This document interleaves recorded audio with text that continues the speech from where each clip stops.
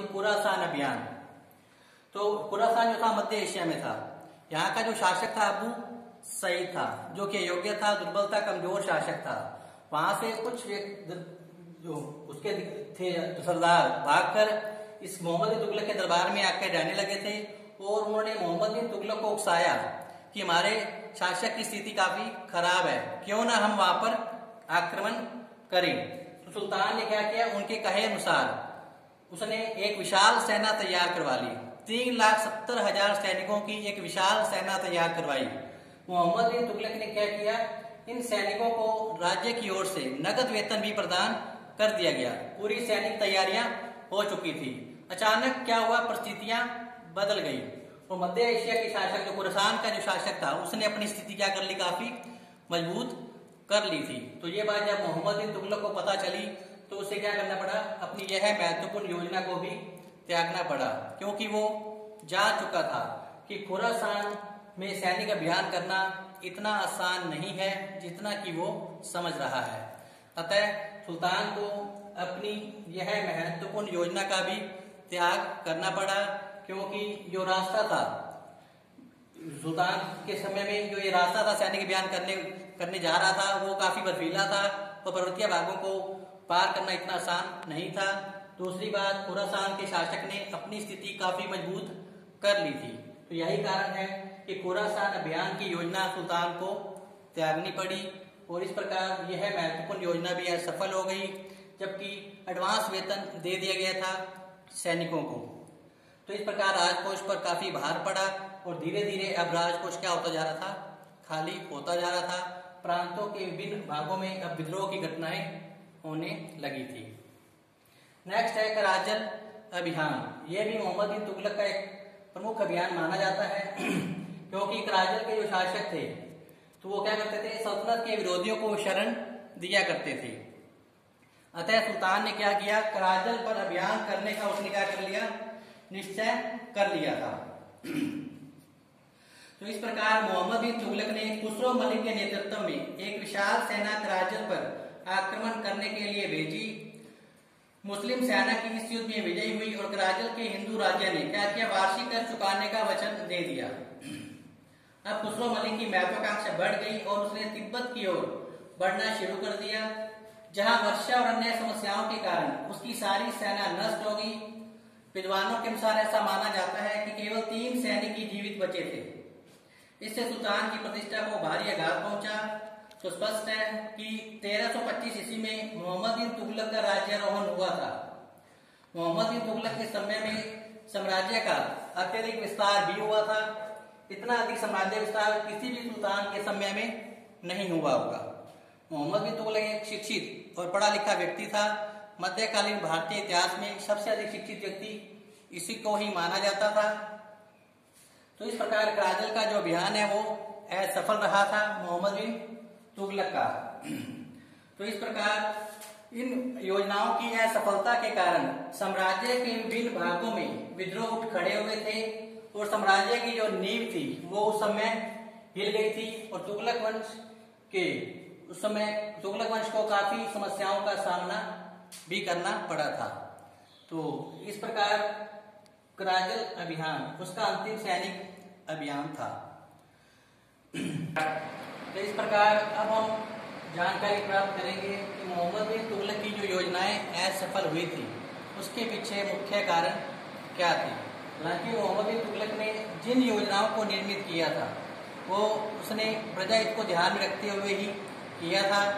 दुर्भाग्यवश बात यह रही कि उसकी योजनाएं थी वो असफल हो गई थी।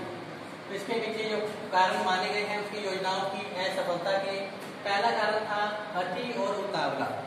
जैसा कि मोहम्मद बिन तुगलक जो था हठी था और उतावला था, हर योजना को क्या करता था, हट के कारण बड़ी जल्दी उसमें उतावलापन आता था और उसको लागू कर देता था। उसके पक्ष विपक्ष पर विचार करता ही नहीं था।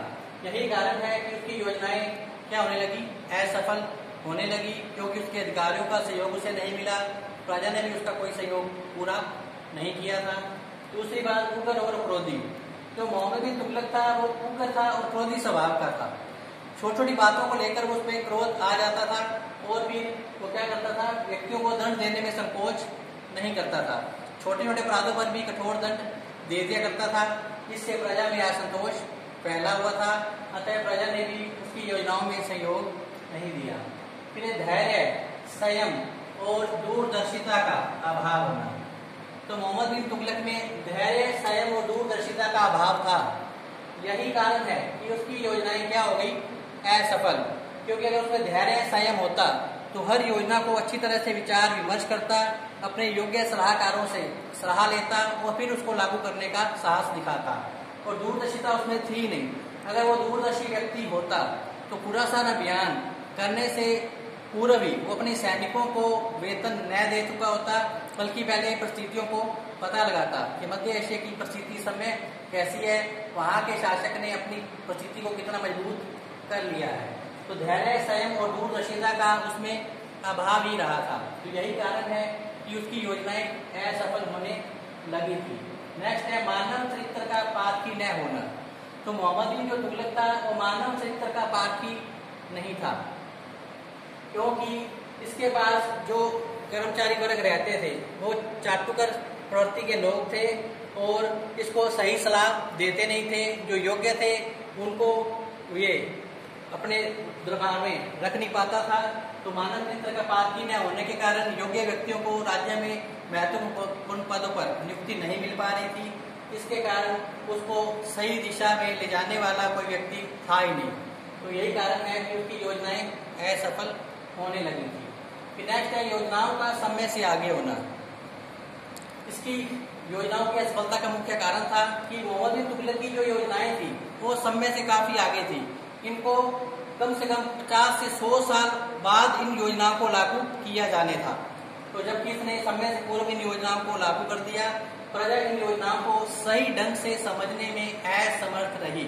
यही कारण है कि उसे प्रजा का सहयोग पूरा मिला नहीं और उसकी जो योजनाएं थी वो असफल होती रही थी। तो इस प्रकार मोहम्मद बिन तुगलक की ये योजनाएं थी, इन कारणों से क्या हो गई, असफल सिद्ध हुई थी। फिर अब आते हैं कि मोहम्मद बिन तुगलक दो विरोधी गुणों का मिश्रण था। ये बात बिल्कुल सही कही गई है, क्योंकि एक तरफ मोहम्मद बिन तुगलक जहाँ गुणों का भंडार था, उच्च शिक्षित व्यक्ति था, एक महान साम्राज्यवादी शासक था, न्याय के संबंध में भी इसमें अच्छे गुण मौजूद थे, प्रजाहित में भी ये सोचता था काफी, इसे तुर्की फारसी भाषा का अच्छा ज्ञान भी था, सैनिक शिक्षा में ये निपुण था। तो दूसरी ओर ये उग्र था, क्रोधी था, इसमें उतावलापन ज्यादा रहता था, धैर्य, संयम, दूरदर्शिता का इसमें अभाव ही रहता था, मानव चित्र का ये बात की था ही नहीं।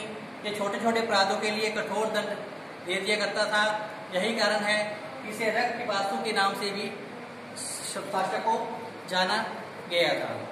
तो इस प्रकार मोहम्मद बिन तुगलक का जो चरित्र था वो दो विरोधी गुणों का मिश्रण माना गया है। तो एक शासक के रूप में जो मोहम्मद बिन तुगलक है वो पूरी तरह से क्या रहा, असफल रहा। सुल्तान ने मरते समय ये विशाल साम्राज्य का बहुत बड़ा भाग जो था मरने हो चुका था। मोहम्मद बिन तुगलक ने जनता की भलाई और शासन सुधारने के लिए अनेक योजनाएं बनाई जो असफल सिद्ध हुई। इसका मूल कारण जो था उसका उतावलापन होना था। वह किसी भी योजना को गंभीरता से लेता ही नहीं था। वो योजना के व्यवहारिक पक्ष की ओर कभी ध्यान ही नहीं दिया। निरंकुश शासक होने के कारण वह किसी भी योग्य कर्मचारी वर्ग की सलाह देता ही नहीं था।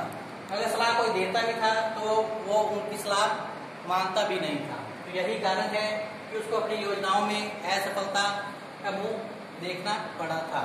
तो इस प्रकार आज हमने मोहम्मद बिन तुगलक की विभिन्न योजनाएं और उसकी योजनाओं के असफलता के कारण के बारे में जानकारी प्राप्त की और स्पष्ट किया कि मोहम्मद बिन तुगलक जो था वो दो विरोधी गुणों का मिश्रण था। उसमें जहाँ कई अच्छाइयाँ थी तो उसमें कुछ बुराइयाँ भी थी। तो इस प्रकार मिला जुला मिश्रण था उसका जो व्यवहार था। तो इसके पश्चात मोहम्मद बिन तुगलक के पश्चात गद्दी पर नया शासक बैठा, फिरोज तुगलक। इसकी जानकारी की हम कल करेंगे। तो इस प्रकार आज का जो टॉपिक हमने पढ़ा मोहम्मद बिन तुगलक, इसको अच्छे से आप पढ़ें समझें। तो आप स्वस्थ रहें, घर पर रहें, पढ़ते रहें और अपने लक्ष्य को प्राप्त करें। धन्यवाद।